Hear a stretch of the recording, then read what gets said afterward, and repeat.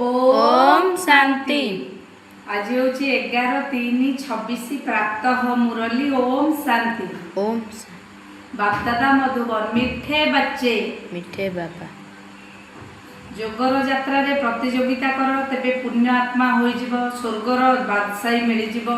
प्रश्न ब्राह्मण जीवन रे जदि अतीन्द्रिय सुखर अनुभव न होउछि तेबे कोन बुझिबा दरकार। उत्तर निश्चित भाव में सूक्ष्म भी किछि ना किछि पाप होउछि। देह अभिमान रे रहिबा द्वारा पाप होइथाय, जे कारण से सुखर अनुभूति हेउ नाही।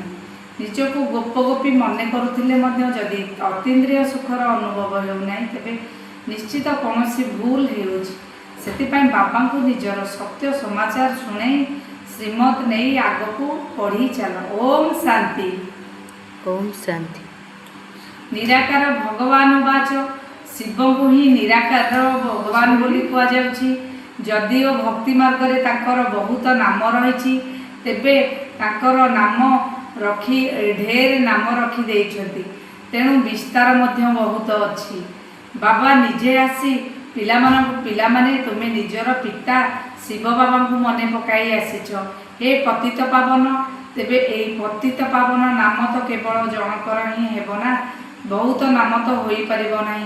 शिवाय नम कहउचंती, तेणु ताकर केवल गोटे नाम हैला शिव। रचयिता मध्य सेही जणे ही अटंती। जदि बहुत नाम रहिबो तेबे द्वंद्वरे पड़िबे, ताले ताकर गोटे नाम कोन शिव। बहुत नाम रखिबार नाही, द्वंद्वरे पड़िबे।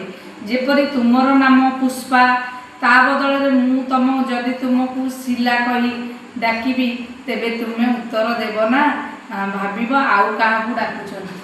हैला अधिक नाम देले भूल।